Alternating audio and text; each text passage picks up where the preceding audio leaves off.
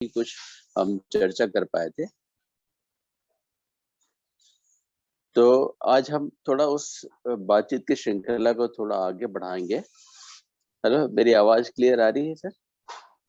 जी sir, बिल्कुल आपकी आवाज स्पष्ट आ रही है सर। ठीक है।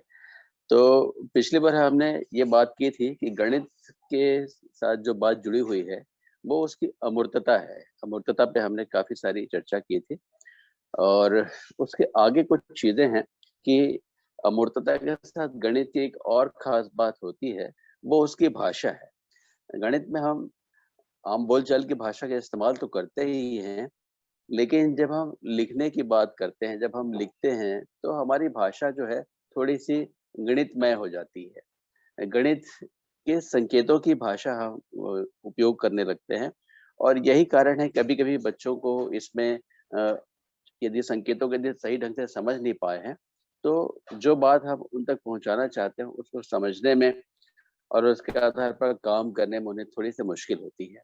तो गणित की अमूर्तता के साथ जो दूसरी चीज़ जुड़ती है, गणित की संकेतों की भाषा, ये एक ऐसा बिंदु है जिसको हम समझ लें, एक शिक्षक के रूप में या माता-पिता के रूप में, तो बच्चों के साथ काम करने में हमको आसानी होगी और बच्चों को भी हमारी बात को समझने में और गणित को समझने में काफ़ी आसानी होगी। तो ये जब हम शुरू करते हैं, हम संख्याओं की तरफ जाते हैं, तो उसके पहले ये जो 2 चीज़ें हैं, उनका हमको ध्यान रखना चाहिए। उसके अलावा एक और बात है कि गणित में एक क्रमबद्धता होती है। ये तीसरा एक महत्वपूर्ण पहलू है गणित का, जो गणित को सीखने में कभी-कभी बच्चों के सामने दिक्कतें पैदा करता है। क्रमबद्धता से आशय ये है कि गणित की किसी एक अवधारणा पे जब हम काम करते हैं और जब उसको अच्छी तरह से आत्मसात कर लेते हैं, जब ठीक तरह से हम उसको समझने लगते हैं, तब फिर उसके बाद की जो अवधारणा है, वो समझना और सीखना आसान हो जाता है। जैसे एक छोटा-सा उदाहरण मैं आपके सामने रखना चाहता हूँ। बच्चों को हम जोड़ने का अभ्यास करा रहे हैं, जोड़ना सिखा रहे हैं बच्चों को। तो जोड़ने के पहले यदि बच्चे ने संख्याओं को ठीक तरह से समझ लिया है और संख्याओं को संकेतों के माध्यम से व्यक्त करना सीख लिया है, तो उसके लिए जोड़ना आसान हो जाएगा। विशेष रूप से जब हम हासिल वाले जोड़ की बात करते हैं, तो वहाँ पर जो हासिल लेने की बात आती है, जैसे मान लीजिए आपने 17 में 24 जोड़ने की बात की, तो इकाई के 7 और 4 को जब जोड़ना चाहते हैं हम, तो 7 इकाइयाँ और 4 इकाइयाँ मिलकर 11 इकाइयाँ बनती हैं। तो बच्चा उनको यदि जोड़कर इकाई वाले कॉलम में 11 लिख देता है, तो हमारी दृष्टि में वो चीज़ गलत हो जाती है। लेकिन आप देखें कि बच्चे ने तो अपने हिसाब से सही किया है। उसको मिलाना भी आ रहा है, मिलाकर एक नए संकेत के रूप में लिखना भी उसको आ रहा है। लेकिन वहाँ पर एक चीज़ ऐसी है जो हमारे अनुसार नहीं हो पा रही है या जो गणित की पद्धति है उसके अनुसार नहीं हो पा रही है। वो ये है कि जब 11 चीज़ें हुई, तो 11 में उस बच्चे को अगर ये समझ में नहीं आता कि जो 11 है उसमें 1 दहाई है और 1 इकाई है। तो इकाई को हम इकाई के खंड में रखें और जो 1 दहाई हमको मिली हुई है उसको दहाई वाले खंड में ले जाएँ। तो 17 और 24 को जोड़ने की प्रक्रिया में 7 और 4 को जोड़कर जब उसने 11 किया, तो 11 की 1 इकाई को अलग रख ले और 1 दहाई को दहाइयों के साथ ले जाए। तो 17 का 1 और 24 का 2, तो 1 और 2 3 और 1 दहाई जो हमको वहाँ से मिल के आई है वो 4। इस तरह से यदि वो योग कर लेता है, मैं कुछ लिख नहीं रहा हूँ तो शायद कुछ गड़बड़ हो रही है बात। मेरे ख्याल से ठीक जा रहा है, 17 और 24 को हमने बिल्कुल जोड़ने बिल्कुल की बात की थी। 17-24 को जोड़कर सर आप 7-4 को 11 करते हैं और 41 की ओर जा रहे हैं। मैं हाँ, आपके हाँ। तीनों बिंदुओं पे जी, बड़ा जी, ध्यान जी। दे रहा हूँ सर कि आपने अमूर्तता की बात जी, की, जी। दूसरी गणित के संकेतों की हाँ। भाषा की बात की और तीसरा क्रमबद्धता की बात की। जी, तो बिल्कुल। एज अ स्टूडेंट मैं आपसे ये मतलब बिल्कुल, जस्ट भविष्य के लिए प्रश्न पूछूंगा कि क्या फाउंडेशनल लिटरेसी या ज़रूर। न्यूमरेसी देते समय इन तीनों चीजों को कैसे एक सामान्य शिक्षक को ध्यान में रखना चाहिए? जब हम बच्चे को सामान्य गणित से इंट्रोड्यूस कर रहे हैं, उस समय इन तीनों फैक्टर्स को एक जी, जी। औसत शिक्षक किस तरह अपने अंदर इनकॉर्पोरेट करे, जिससे कि वो समझ पाए कि बच्चा कहाँ मार खा रहा है, जी, कहाँ जी। उसको तकलीफ हो रही है। सर।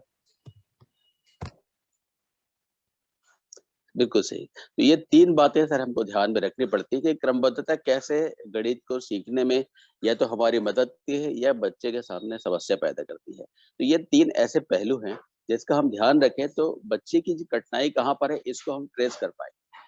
अमूमन ये होता है कि बच्चे ने कोई सवाल किया और हम अपने अनुसार यदि उसका उत्तर नहीं पाते तो बिल्कुल आसानी से बिना कुछ सोचे उसको गलत कर देते हैं। लेकिन ये जो 3 बातें हैं, गणित की अमूर्तता, उसकी अपनी संकेतों की भाषा और क्रमबद्धता, यदि इनकी समझ हम जो शिक्षक के रूप में काम कर रहे हैं, बच्चों के साथ जो गणित को लेकर काम कर रहे हैं, उनको यदि इस बात की समझ होगी, तो वो देख पाएँगे कि बच्चा कहाँ पर चूक रहा है और तब फिर हम उसकी ज़्यादा अच्छे से मदद कर पाएँगे। तो ये 3 प्रमुख बातें हैं जो गणित की प्रकृति के रूप में जानी जाती हैं। इसको हम यदि अपने ध्यान में रखें, तो जब हम बच्चों के साथ गणित पर काम करेंगे, तो हम उसकी ज़्यादा अच्छी मदद कर पाएँगे। तो ये 3 मोटी-मोटी बातें हैं। अब उसके बाद एक बात जो मैं कहना चाहता हूँ, वो ये है कि संख्याओं पर काम शुरू करने के पहले हमको कुछ गणित की पहले की कुछ दक्षताएँ होती हैं, जो बच्चों में पहले से मौजूद होती हैं, उस पे काम करना चाहिए। जिसको हम संख्या पूर्व अवधारणाओं के नाम से जानते हैं। या संख्याओं के पहले भी कुछ अवधारणाएँ होती हैं, इसको हमको बच्चों के साथ इस पर हमको काम करना चाहिए। जैसे आपने देखा होगा पाठ्य पुस्तकों में भी इसको काफ़ी जगह दी गई है, कि बच्चा बहुत सारी चीज़ें अपने बचपन से सीखता हुआ आता है। जैसे आपने देखा होगा कि यदि बच्चों को हम चॉकलेट या कुछ चीज़ें दें, बिस्किट दें और एक प्लेट में हम कुछ ज़्यादा रखें, दूसरे में कम रखें, तो बच्चा अपने आप ज़्यादा वाले की तरफ आकर्षित होता है। ज़्यादा की समझ उसके अंदर होती है। वो समझ पाता है कि एक प्लेट में जो चीज़ें हैं, वो दूसरी वाली प्लेट की तुलना में कम है या दूसरे वाले में पहले वाले की तुलना में ज़्यादा है। ये एक आंतरिक सूझ उसके अंदर होती है, जिसके अनुसार वो बता पाता है कि किसमें ज़्यादा और कम है। तो जिस तरह से ज़्यादा और कम की समझ स्वाभाविक रूप से बच्चे के अंदर मौजूद होती है, वैसे ही छोटा, बड़ा, कोई चीज़ हल्की है कि भारी है, कोई चीज़ लुढ़कती है कि खिसकती है और कोई चीज़ लंबी है कि छोटी है, ऐसी जो तुलनात्मक अवधारणाएँ हैं, वो बच्चा स्वाभाविक रूप से अर्जित करता है और उसके पास मौजूद होती हैं। तो संख्याओं पे जाने के पहले हमको इस पर बच्चे के साथ काम करने की आवश्यकता होती है।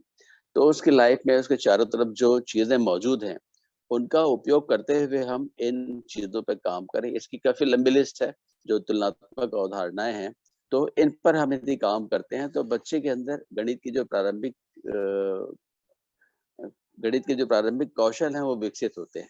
इसके बाद एक और चीज़ होती है, जिसमें हम कहते हैं क्रम बनाना या क्रम से चीज़ों को जमाना। ये एक ऐसी अवधारणा है, जो बच्चों को धीरे-धीरे संख्याओं की तरफ आगे बढ़ने में मदद करती है। तो क्रम से जमाने का मतलब है उनके सामने 2 तरह की चीज़ें रख दी हैं। मान लीजिए आपने बटन रखा और कोई दूसरी चीज़ रख दी, छोटा बटन रखा और बड़ा बटन रखा और उसके बाद हम उनके सामने एक क्रम रख रहे हैं, एक बड़ा बटन हमने रखा, फिर उसके आगे एक छोटा बटन रखा, फिर उसके आगे एक बड़ा बटन रखा, फिर एक छोटा बटन रखा। अब उसके बाद हम बच्चे से पूछे अब क्या होगा? तो जो पैटर्न हमने बनाया है, जो एक ख़ास तरह का क्रम बच्चे के सामने हमने बना कर रखा, तो वो उसके पीछे तर्क करना शुरू करता है कि जो चीज़ें जम रही हैं, जो बटन हम जमा रहे हैं, उसमें एक ख़ास तरह की क्रमबद्धता है, उसमें एक पैटर्न नज़र आता है। तो वो बच्चे के सामने जब हम इस तरह की बात रखें, तो वो देखें हम कि वो क्या करता है।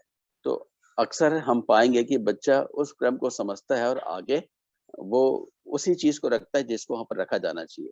कभी ऐसा हो सकता है कि बड़ा बटन रखना हो, वहाँ पर हम बच्चा छोटा बटन रखे, तो वहाँ पर हम बात कर सकते हैं कि ऐसा तुम क्यों कर रहे हो? तो वो अपनी भाषा में जवाब देगा कि मैं यहाँ ऐसा क्यों रख रहा हूँ। तो इस चीज़ को हम थोड़ा-सा और धीरे-धीरे थोड़ा मुश्किल बनाएँ। चीज़ें छोटी-बड़े आकार की चीज़ें हों, उनके अलावा हम अलग-अलग रंगों वाली चीज़ें ले सकते हैं। अलग-अलग शेप या आकृति वाली चीज़ें ले सकते हैं। और इन तरह-तरह की चीज़ों के माध्यम से हम एक पैटर्न बनाने की प्रक्रिया जब उसके सामने रखते हैं, तो वो इनके माध्यम से अपने अंदर की तर्क क्षमता को विकसित करता है और ये गणित की प्रारंभिक अवधारणाओं में से एक महत्वपूर्ण अवधारणा को सीखता है। ये तो हुई पैटर्न बनाने की बात। दूसरी एक चीज़ होती है जिसको हम एक-एक की संगतता कहते हैं, वन टू वन कॉरेस्पोंडेंस इसका नाम दिया गया है। वो भी एक ऐसी अवधारणा है जो संख्याओं के पहले हमको बच्चों को सिखानी चाहिए या उसका अभ्यास कराना चाहिए, उस पे काम करने के मौके देने चाहिए। तो ये जो एक-एक की संगति है, वो मान लीजिए 2 समूह हैं हमारे पास चीज़ों के और इसको इस तरह से लें कि हम कुछ कटोरियाँ ले लेते हैं और कुछ चम्मच रख लेते हैं और बच्चों से कहते हैं कि इन कटोरियों में हम घर के सभी सदस्यों को खीर परसना चाहते हैं, खीर देना चाहते हैं। लेकिन हमको ये ध्यान रखना है कि हर चम्मच के साथ एक कटोरी हो या हर कटोरी पे एक चम्मच रखा हो। तो चलो तुम जमाओ और फिर बताओ कि क्या सभी कटोरियों के लिए चम्मच है? क्या कटोरियाँ अधिक हैं या चम्मच अधिक हैं? तो ये काम हमको करने दें। तो इस प्रक्रिया को बच्चा जब करता है, तो एक स्वाभाविक अपने समझ के आधार पर करता है कि हर कटोरी के साथ एक-एक चम्मच रखता चला जाता है और फिर देखता है कि अगर कटोरियाँ बच गई, चम्मच खत्म हो गए, तो कह सकता है कि हमको और चम्मच की ज़रूरत है। यदि 2 कटोरियाँ बाकी रह गई हैं, तो वो कह सकता है कि इस कटोरी के लिए 1 चम्मच चाहिए और इस कटोरी के लिए 1 चम्मच चाहिए। हो सकता है 2 शब्द उसके अभी ज्ञान में अभी आया हो या ना आया हो या 2 की उसको समझ अभी विकसित हो पाई हो या ना हो पाई हो, लेकिन वो बता सकता है कि इस कटोरी में 1 चम्मच चाहिए और इस कटोरी में 1 चम्मच चाहिए। या यदि चम्मच बच जाते हैं, कटोरियाँ खत्म हो जाती हैं, तो बोल सकता है कि मेरे पास 2 ये चम्मच हैं, इस चम्मच के लिए 1 कटोरी चाहिए और इस चम्मच के लिए भी 1 कटोरी चाहिए। तो इस तरह की जो एक्सरसाइज़ हैं, वो हम दूसरे उदाहरणों से भी समझ सकते हैं। दूसरे बहुत सारे उदाहरण बनाए जा सकते हैं, जैसे रोटियाँ बन रही हैं। हम पूछ सकते हैं कि पापा के लिए 1 रोटी, माँ के लिए 1 रोटी, भैया के लिए 1 रोटी, दीदी के लिए 1 रोटी और 1 रोटी मेरे लिए।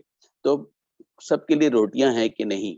तो थालियों में रोटियाँ रखने जैसी एक्सरसाइज़ के माध्यम से भी हम एक-एक संगति की बात कर सकते हैं उसके साथ। इससे बच्चा 2 समूहों में तुलना करना सीखता है और ये बता पाता है कि किस समूह में चीज़ें ज़्यादा हैं, किस समूह में चीज़ें कम हैं। जैसे इमली के 2 हम इमली के बीजों के 2 ढेर बच्चे के सामने रख दें। दोनों ढेरों में 8-10 के आस-पास यदि बीज रखे हों और हम उससे पूछें कि अब तुमको बताना है कि कौन से ढेर में बीज ज़्यादा है। और यहाँ पर सामान्यतः अगर हम इस तरह का प्रश्न करें तो ये समझ में आता है कि एक समूह की चीज़ों को गिन ले, दूसरे समूह को चीज़ों को गिन ले और फिर बता दे जो ज़्यादा गिनती आ रही है वो उसमें अधिक है और कितने अधिक हैं बताने के लिए वो ज़्यादा में से कम को घटा दे। लेकिन बगैर गिनती को जाने भी इस एक-एक संगतता के गुण के आधार पर इस काम को कर सकता है। उसके लिए हम कहें कि जो दोनों ढेर हैं, उनमें से तुम एक-एक बीज निकालो और जोड़े बनाते चले जाओ। आखिरी में जिस ढेर में बीज बच जाएँगे, तो तुम कह सकते हो कि इस ढेर में बीज ज़्यादा हैं। तो अब देखिए एक बहुत छोटा-सा उदाहरण है, कि बीज के 2 ढेर हैं, उसमें से हम एक-एक बीज निकाल कर जोड़ियाँ बनाने को कह रहे हैं। फिर देख रहे हैं कि आखिरी में क्या दोनों ढेरों के बीज एक साथ खत्म हुए या किसी एक का बचा रह गया। तो इस तरह के बहुत सारे छोटे-छोटे उदाहरण हैं, जो एक-एक संगतता के गुण को बच्चे के अंदर विकसित करने या इस कौशल को विकसित करने में उसकी मदद करते हैं। तो ये जो 2-3 अवधारणाएँ हैं, दूर-पास, छोटा-बड़ा, हल्का-भारी लंबा-छोटा इस तरह की चीज़ों की तुलना करना और फिर क्रम से चीज़ों को जमाना या पैटर्न बनाना और फिर एक-एक संगतता का उपयोग करना। ये 2-3 अवधारणाएँ ऐसी हैं, जहाँ से हमको गिनती के पहले बच्चों के साथ काम करने की शुरुआत करनी चाहिए। तो जो पहला वाला प्रश्न आपने पूछा था कि गणित की भाषा, गणित की अमूर्तता और तीसरी बात जो मैंने कही थी, क्रमबद्धता सर। ये भूल जा रहा हूँ मैं, क्रमबद्धता। क्रमबद्धता। इनका उपयोग जी, क्रमबद्धता। तो ये जो ती चीज़ें हैं कि इसका इस्तेमाल कैसे करेंगे? तो आप देखेंगे कि जब हम क्रमबद्धता की बात करते हैं, तो ये जो अभी एक्सरसाइज़ जो मैंने अवधारणाएँ बात की, वो संख्याओं के पहले की अवधारणाएँ हैं। जब इनको बच्चा पहले कर पाता है, तो वो संख्याओं को समझने में फिर अ, उसको आसानी होती है, संख्याओं को ठीक तरह से सीख पाता है। तो ये क्रमबद्धता का पहला इस्तेमाल हुआ कि कैसे हमको ये पता होना चाहिए कि संख्याओं पे काम करने के पहले हम बच्चे के साथ एक-एक संगतता पे काम करें और चीज़ों के पैटर्न बनाने पे काम करें। तो संख्याओं का सीखना भी एक क्रम पर आधारित होता है। तो इस क्रम से संबंधित या पैटर्न बनाने से संबंधित एक्सरसाइज़ जो पहले कर लेता है, तो इसकी मदद मिलती है उसको संख्याओं को सीखने में। यदि इस पे कोई सवाल हो तो सर आप पूछ सकते हैं या हमारे कोई साथी भी इनसे जुड़े कोई सवाल हो तो पूछ सकते हैं। अभी तक जो बातचीत हुई, उससे जुड़ा कोई अब सवाल हो तो आप ये तो स्पष्ट है सर, आपने जो बताया कि गिनती के पूर्व जो अवधारणाएं या संख्या से पूर्व जो अवधारणाएं हैं, जिसमें जी, छोटा बड़ा क्रम से लगाना, एक एक संगतता, ये सारी चीज चली आती है। तो ये तो उपयोगी है ही, इसमें कहीं कोई संशय नहीं है। और जी। तो अगर बच्चा जो आपने जो भी गतिविधियां अवधारणाएं बताई इनको कर रहा होता है, तो इसका मतलब हम माने कि अब बच्चे को हम संख्या से इंट्रोड्यूस कर सकते हैं, करेक्ट सर? जी, बिल्कुल। मुझे ऐसा लगता है कि जब इस तरह की चीज़ें वो आसानी से करने लग जाता है, तो अब देखिए इसमें एक और बात होती है कि वो धीरे-धीरे गणित की भाषा की तरफ बढ़ रहा होता है। बहुत सारी ऐसी भाषाओं का उपयोग करता है जो दैनिक जीवन में कम करता है या कुछ ऐसे नए शब्द सीखता है जो गणित के इस्तेमाल होने वाले होते हैं। तो जो हम गणित की भाषा की बात कर रहे थे वो धीरे-धीरे उसके शब्द भंडार में गणितीय भाषाओं के शब्द भी शामिल होते जाते हैं। जैसे ये बताना कि इमली के इस ढेर में बीजों के इस ढेर में बीजों की संख्या ज़्यादा है या इस ढेर में बीजों की संख्या कम है या ये वाली किताब उस किताब से भारी है।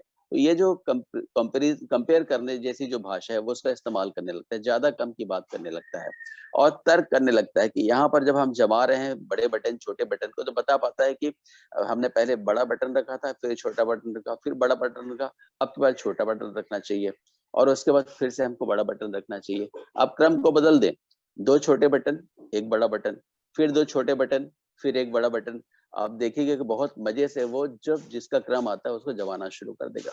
तो ये तार्किकता उसके अंदर विकसित होने लगती है और बहुत बार वो भाषा का इस्तेमाल भी गणित की भाषा का इस्तेमाल करना भी शुरू कर देता है।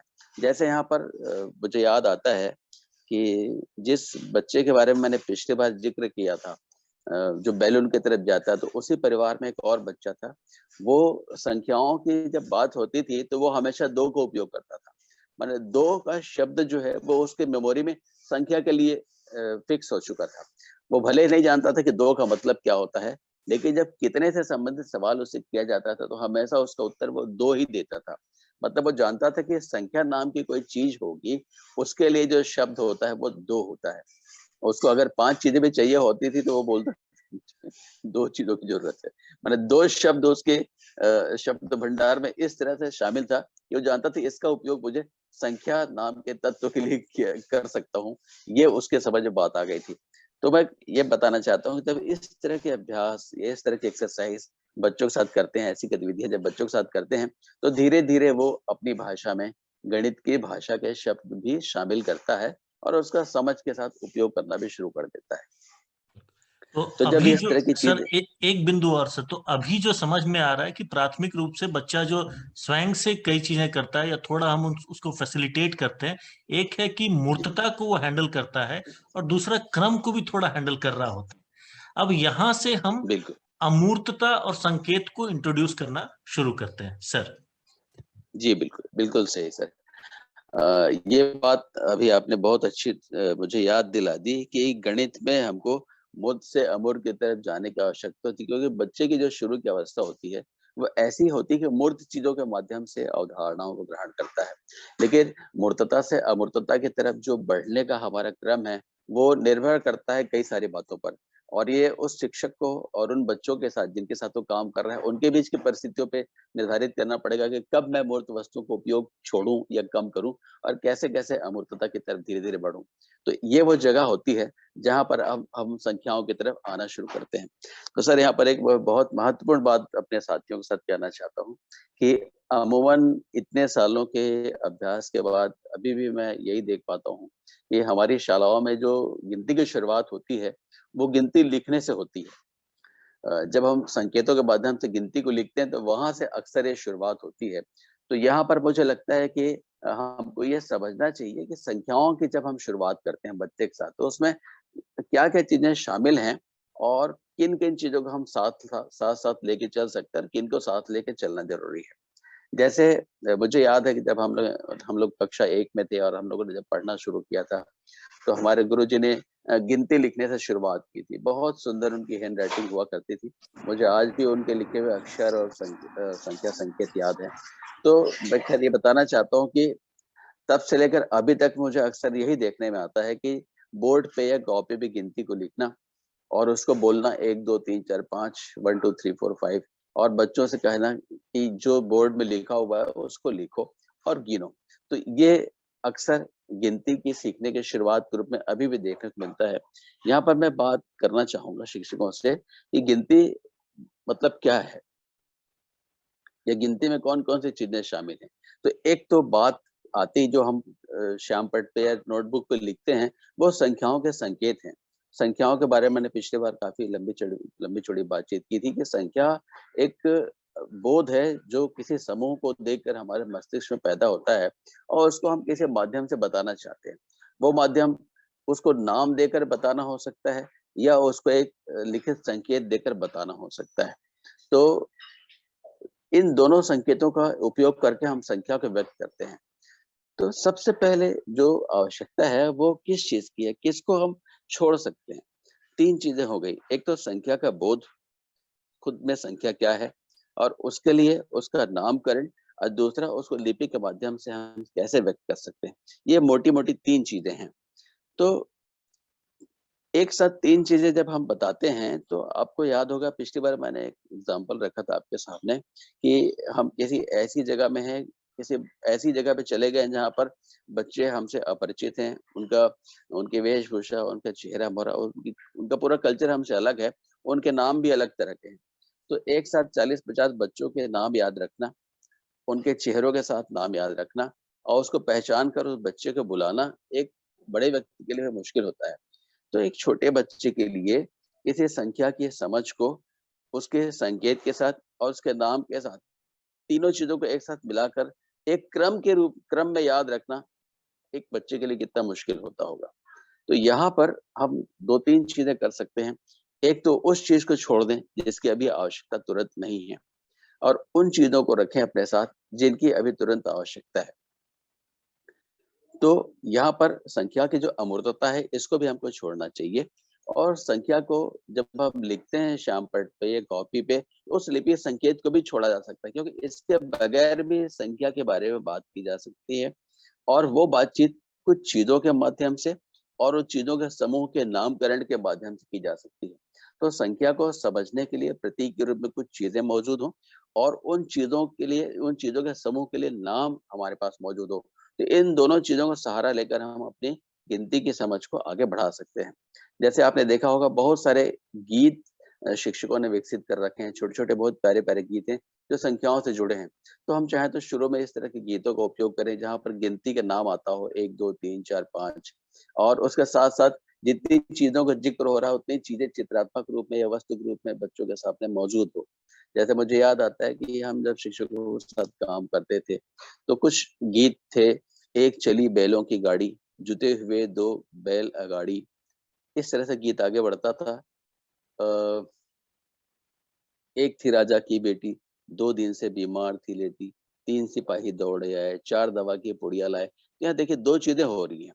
एक तो गिनती का नाम आ रहा है और गिनती के नाम के साथ-साथ उसको पिक्चर के माध्यम से, चित्रों के माध्यम से प्रदर्शित भी करते जा रहे हैं। जब एक चीज़ प्रदर्शित कर रहे हैं, तो उसके लिए एक शब्द आ रहा है और दोनों चीज़ें आपस में एसोसिएट हो रही हैं, जुड़ रही हैं। जब हम 2 चीज़ों का चित्र प्रस्तुत कर रहे हैं, तो उसके लिए 2 का नाम आ रहा है, तो ये बच्चा 2 चीज़ें सीख रहा है, संख्या का बोध भी उसके अंदर जा रहा है और उस संख्या के लिए हमने नाम क्या रख लिया है, वो भी चीज़ें सामने जा रही हैं। तो इस तरह की बहुत छोटी-छोटी चीज़ें हैं। एक और बड़ा प्यारा-सा गीत एक शिक्षक को मैंने स्कूल में करते देखा था। उसने एक जो पुट्ठे का कार्टून होता है, उसको टीवी का शेप दे रखा था और सामने स्क्रीन की जगह पर खाली जगह उसने काट रखी थी और छोटे-छोटे चिड़िया के कटआउट्स बनाए थे और उनको धागे से बाँध के लटका कर वो गा रहे थे। एक चिड़िया भई एक चिड़िया जंगल में रहती एक चिड़िया, एक आगे फुर से न जाने किधर से, बोलो बोलो हो गई कितनी चिड़िया। बहुत ही मधुर आवाज़ में और शिक्षक अपने बच्चों के साथ इस गीत को गाकर एक्टिविटी करा रहे थे। अब बच्चे देख रहे थे कि जब एक चिड़िया को हिलाते हुए, उड़ाते हुए लाते हैं और फिर उसको टाँग देते हैं। तो बच्चे देख रहे हैं कि एक चिड़िया वहाँ मौजूद है और एक चिड़िया और कहीं से उड़ते-उड़ते आती है और फिर वहाँ पर वो भी टंग जाती है। फिर गुरुजी गिन के बताते हैं कि ये एक चिड़िया है, ये एक और चिड़िया है। ये मिलकर हो गई 2 चिड़िया। तो एक छोटी-सी गतिविधि है जब बच्चा प्रत्यक्ष रूप से देख रहा है कि एक किसके लिए कहा जा रहा है और उसी की जाति की और चीज़ आ गई, तो वो मिलकर 2 हो जाती है। एक था, एक और आ गया और इस समूह को नए समूह को नया नया नाम दिया और उन्होंने कहा कि ये 2 चिड़िया हैं। फिर 2 चिड़िया हो गई, फिर 1 चिड़िया और आई और फिर पूछ रहे हैं कि अब कितनी चिड़िया हो गई? बच्चे क्रम से गिन रहे हैं 1, 2, ये 3 चिड़िया हो गई। तो एक ऐसे बहुत सारे छोटे-छोटे उदाहरण हो सकते हैं, जहाँ पर हम वस्तुओं के समूह और उसके नाम का इस्तेमाल करते हुए गिनती को क्रम से आगे बढ़ा सकते हैं। तो 3 चीजें देखिए आ रही हैं। एक तो वस्तु मौजूद है जो संख्या के बोध को अपना साथ समेटे हुए है। उस समूह के लिए एक नाम और एक क्रम से एक-एक बढ़ाते हुए आगे बढ़ना। ये 3 काम एक साथ हो रहे हैं। तो बच्चे के लिए मैं समझता हूँ इतने पर्याप्त होता है और जब हम 5 तक पहुँचे तब तक काफ़ी सारा वक़्त देना चाहिए कि बच्चा कम से कम 1 से 5 तक के अलग-अलग वस्तुओं के समूह बना ले। ऐसा नहीं कि हमने चिड़िया के साथ बातचीत शुरू की, तो चिड़िया ही संख्या के साथ चिपक जाए। तो मतलब चिड़िया ही होगी तभी गिनती होगी, ऐसा ना हो। इसके लिए हमको चीज़ें बदल-बदल के बच्चों के सामने रखनी पड़ेगी और ये देखना पड़ेगा कि बच्चा किसी भी प्रकार के समूह, किसी भी प्रकार की वस्तु से समूह बनाता है, समूह की चीज़ों को गिन के बता पाता है कि कितनी चीज़ें हो गई, कितने चिड़िया, पेन, कलम, पत्थर, कुछ भी चीज़ें हो सकती हैं। तो मुझे लगता है कि संख्या को सीखने की शुरुआत इस तरह से की जानी चाहिए।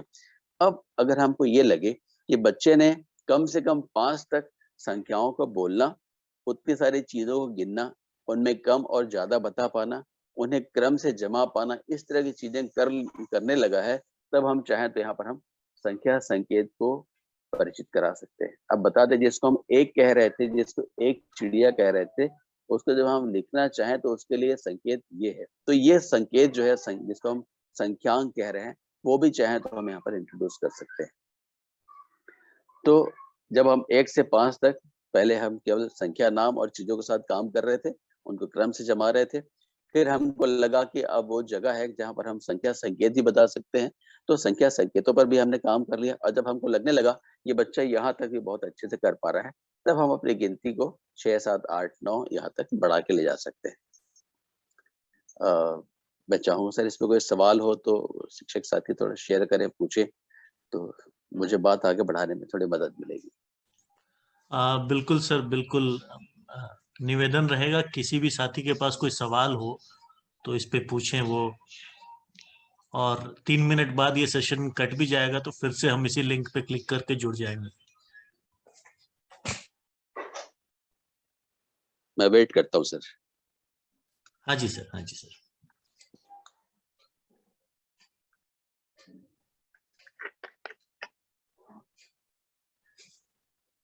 सरिता मैम, कोई सवाल आपके पास?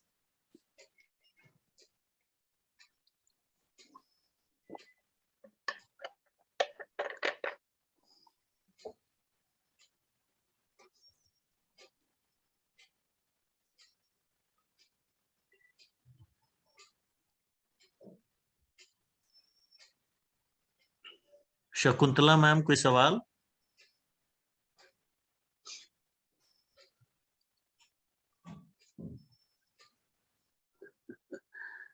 थोड़ी सी बातचीत दोनों तरफ से होगी तो मजा आएगा सर। तो मुझे लगेगा बिल्कुल। कि मैं जो बात कर रहा हूँ वो कन्वे हो पा रही कि नहीं, कुछ या तो संशय पैदा हो या फिर कोई चीज समझ में आए तो उसके आगे की बात करें, कुछ तो उधर से बातचीत होनी चाहिए, तब कंटिन्यू करने में मुझे भी थोड़ा समझ में आ गया, मैं ठीक जा रहा हूँ। बिल्कुल सर, तो बिल्कुल। मैं साथियों से अनुरोध है कि कुछ भी पूछें, कुछ भी बात बिना करें। हिचक कुछ भी पूछिए, मतलब ये हाँ, बहुत बिना छोटी संकोच के बात है। बात आप सब गिनती, बहुत कितने बच्चों को आपने गिनती सिखा दी होगी, ये बहुत छोटी बात है, लेकिन कितनी उसमें महीन बातें हैं। आप जब उन पर ध्यान देंगे तभी आप समझेंगे कि आखिर किसी बच्चे को चुनौती क्यों हुई, आखिर वो कहाँ चूक हो गई, जो कोई 4 बच्चे सीख गए और 2 बच्चे नहीं सीख पाए। तो हम उसी के लिए इतना कुछ प्रयास कर रहे हैं। तो कुछ भी आपका सुझाव, कुछ आप बोलना चाहते हो तो बताइए। किसी भी साथी से, लक्ष्मी जी, दीपशिखा जी, संतोष जी।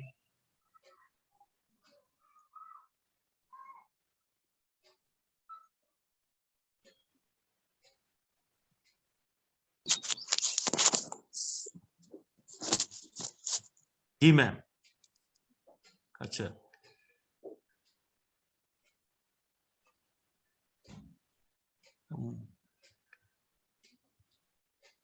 देखिए, आप कुछ सवाल करेंगे तो फिर क्लास का आनंद भी आएगा। शिरीष सर, आप भी कुछ अगर इसमें जोड़ना चाहें, बताना चाहें। बहुत बहुत धन्यवाद सर। मैं तो सर को सुन के मंत्रमुग्ध हूँ।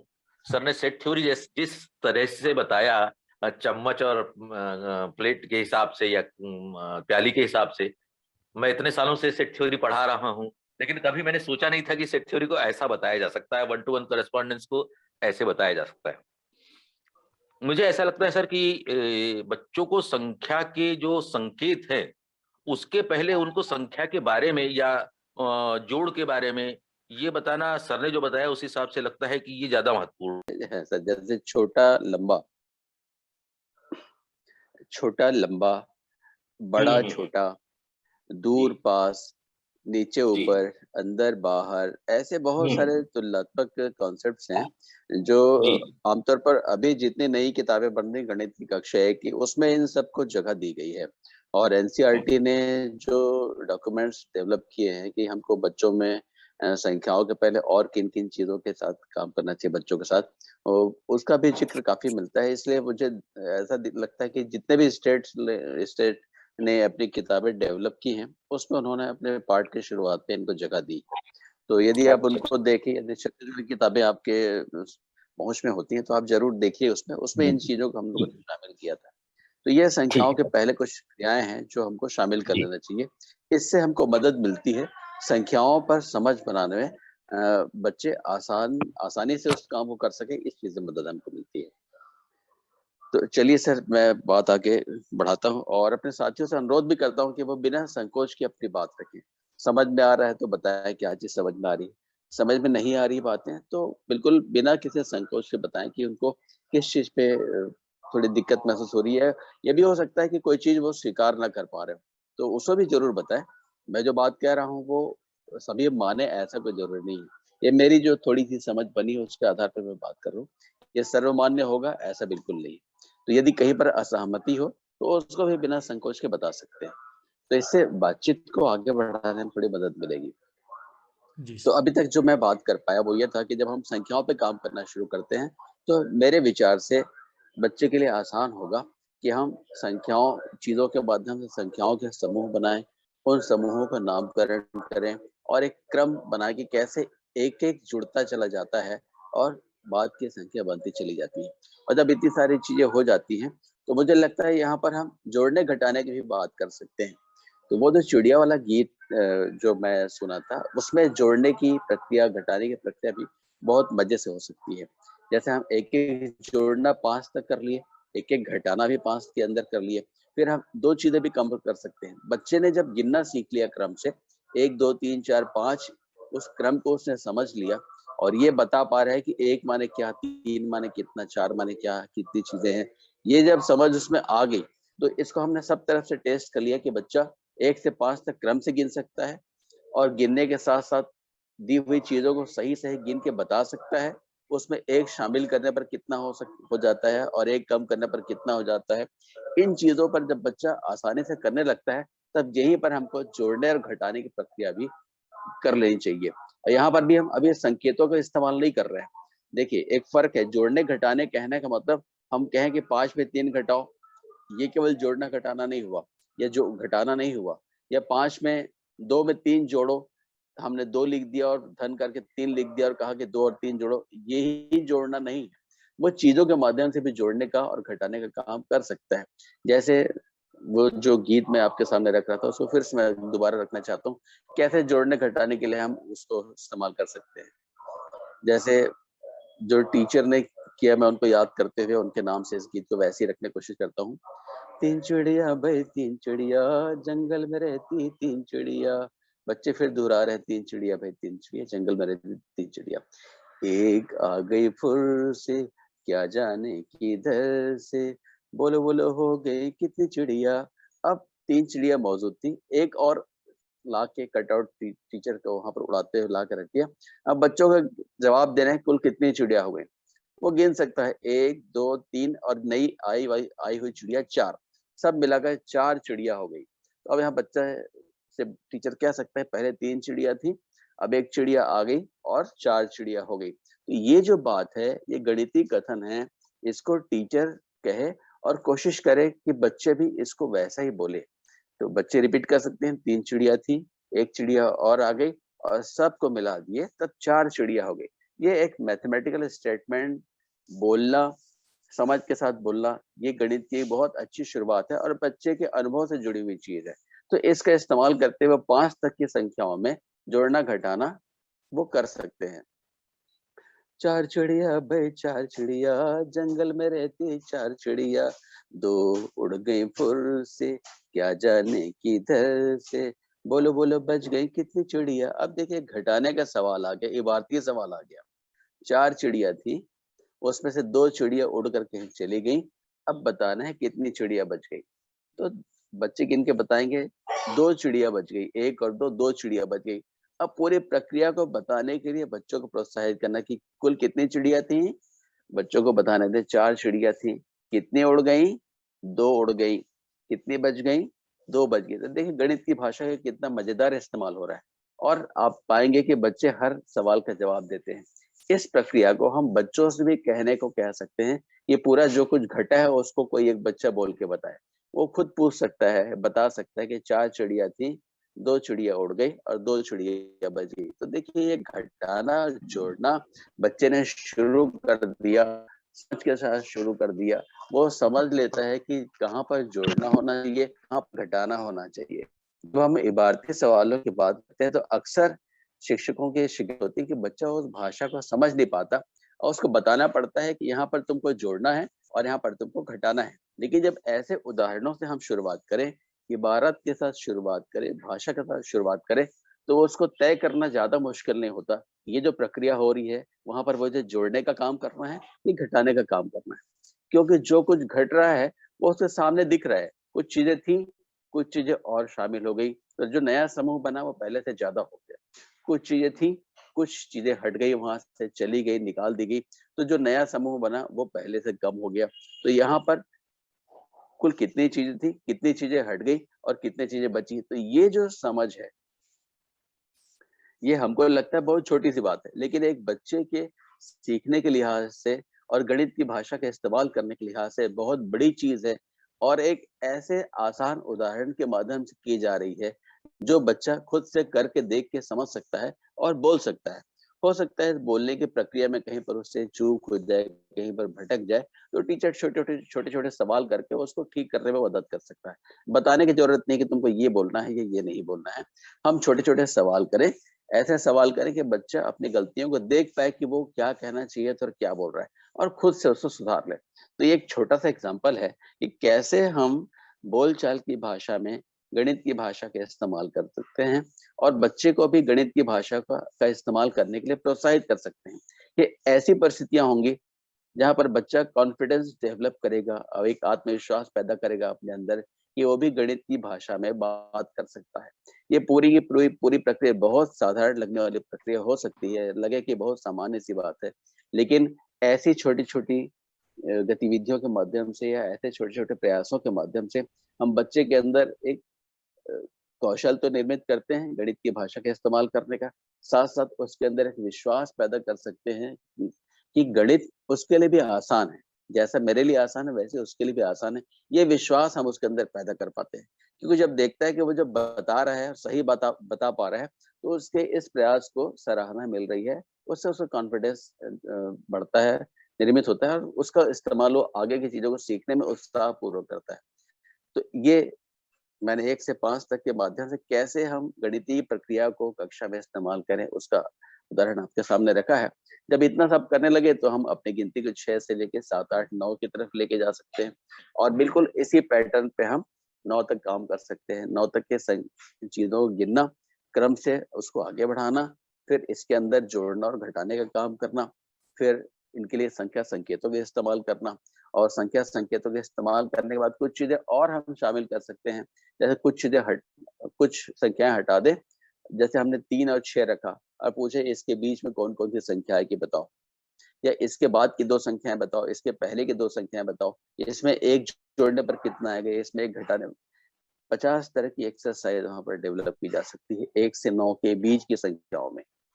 और इतना सब काम कर लेगा बच्चा, तो अब हम एक लिस्ट बनाएँ कि हम क्या-क्या सीख लिया हमारे बच्चों ने, तो आप देखेंगे उसने 1 से लेके 9 तक गिनना सीख लिया, 1 से 9 तक की संख्याओं में जोड़ना और घटाना सीख लिया, संख्या संकेतों का इस्तेमाल करना सीख लिया, उनको क्रम से रखना सीख लिया, ये बताना सीख गया कि अगर इसमें बीच की कुछ संख्याएं हटा दी जाएं तो कौन-कौन सी संख्याएं होंगी, पहले की संख्या, बाद की संख्या, इन तमाम तरह की चीज़ों को बच्चे ने करना सीख लिया। अब ज़रूरत होती है कि हम 9 से आगे बढ़ें। 9 से आगे बढ़ना गणित की पूरी गणित के पूरे विकास का एक बहुत ही महत्वपूर्ण, ये एक माइलस्टोन कहा जा सकता है, 9 से 10 में जाना। तो 10 पे जाने के लिए हम जानते हैं कि हमको शून्य की आवश्यकता पड़ती है। तो मेरे लिहाज से ये वो जगह है जहाँ पर हमको शून्य को इंट्रोड्यूस करना चाहिए। सर अपने पास कितना समय है अगर बताएँ आप तो थोड़ा फिर मैं सोचूँ कि इस पे अभी सर बात करना सर चाहिए तो बाद आज में। आज हमारे पास 5 मिनट का समय है, तो मुझे लगता है कि ये हम थोड़ा रिकैप के लिए यूज़ कर लें।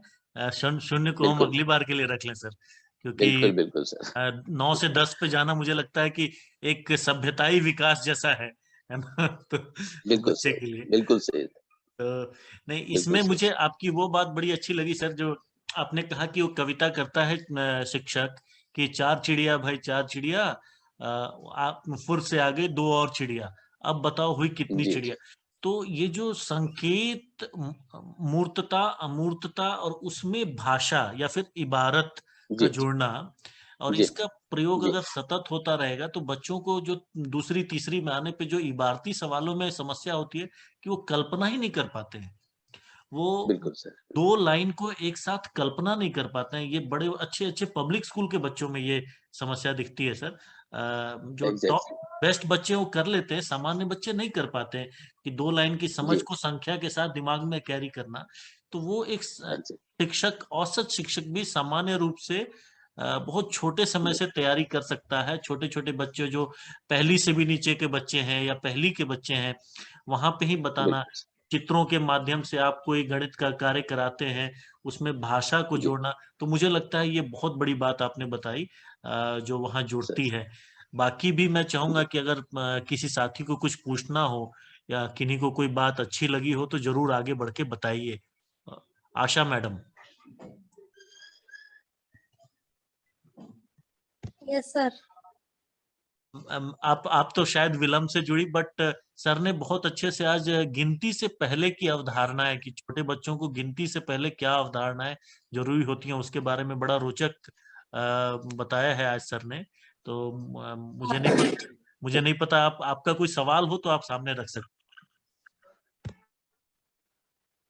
सर सवाल तो नहीं है क्योंकि मैं लेट से ही जुड़ी हूँ, भूल गई थी मैं।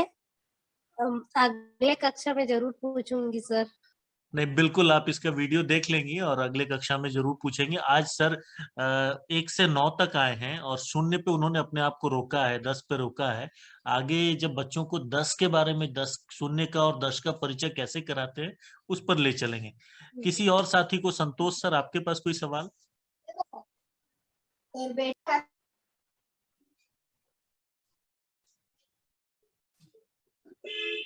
सर जो संकोच हम इन साथियों में देख रहे हैं, कुछ वैसे ही संकोच बच्चों में भी होता है। हाँ, हाँ। तो मैं अपने साथियों से कहना चाहता हूँ कि आप गलत से की फ़िक्र मत करिए। आपके मन में जो भी विचार आ रहा है, ऐसा नहीं है कि पूरी बात सुनने के बाद आपके अंदर कोई विचार पैदा ना हुआ हो, तो उसको बिना संकोच बोल सकते हैं। भाषा की फ़िक्र मत करिए, भाषा गलत सही जैसी भी होती है, वो समझ में आनी चाहिए आपकी बात। तो यदि आप बोले सर तो मेरा हौसला बढ़ेगा। मुझे समझ में आएगा कि मैं जो बात कर रहा हूँ उसका कुछ मतलब निकल रहा है। तो इसलिए आपसे अनुरोध है कि आप लोग बिल्कुल बात करिए। बिल्कुल। लक्ष्मी जी, आप कुछ कहना चाहेंगी? लक्ष्मी जी, आप सुन रही हैं?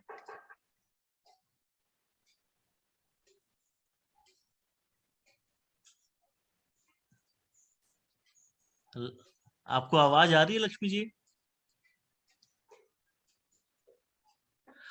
धीरे-धीरे ये बंधन खुलेंगे सर, थोड़ा-सा लोगों का संकोच रहता है और प्रश्न आते हैं और कई बार काफ़ी रोचक प्रश्न आते हैं और जल्दी ही हम लोग आपको परेशान करेंगे और अच्छे से। तो आज का मुझे लगता है कि सत्र बहुत ही सुंदर रहा और बहुत क्रिएटिव तरीके से आपने छोटे बच्चे को कैसे लेकर बढ़ना है और एक ही दिन में इतना कुछ समेटा आपने, 1 ही घंटे में। तो ये हमारे लिए बहुत ही फ्रूटफुल है और मैं विनोद सर से आग्रह करूँगा कि वो आपके प्रति मतलब इस सत्र के लिए कुछ अपने विचार रखें। विनोद सिंह सर। धन्यवाद सर। बहुत ही सुंदर तरीके से सर ने गणित की शुरुआत से एकदम सही है सर कि बच्चों में संख्या और के बारे में जानकारी नहीं होती, तो छोटे छोटे एग्जाम्पल के माध्यम से आपने बताया कि जैसे चम्मच कटोरी या इमली के बीज से, तो ये बहुत रोचक तरीके से आपने बताया सर। मेरे को लगता है कि इन सारी विधियों का हमारे ज्ञानरूप साथी लोग प्रयोग करें और तो वो निश्चित तौर पे 100% सफलता प्राप्त होगी सर। बहुत ही सुंदर, मेरे पास शब्द बहुत कम है, आपके इतने अल्प समय में इतने रोचकता से आपने गणित का जो कॉन्सेप्ट 1 से 9 तक की संख्या का आपने कराया, उसके लिए बहुत बहुत धन्यवाद सर। आपके बहुमूल्य समय का हमें जो लाभ दिए उसके लिए। और शिरीष सर भी हमारे साथ हैं, उनका भी बहुत बहुत धन्यवाद सर। और बस इतना ही है सर, बाकी तो आपने जो बताया बच्चों को, मतलब इबारती सवाल के बारे में भी बिल्कुल देवाशीष सर ने बिल्कुल सही कहा सर कि आगे चल के बच्चों को ये कॉन्सेप्ट क्लियर होता ही नहीं सर कि जिसको आपने प्रारंभिक स्तर के साथ बहुत सुंदर आपका आवाज है, सुरीली आवाज से आपने बिल्कुल बहुत बेहतर तरीके से किया।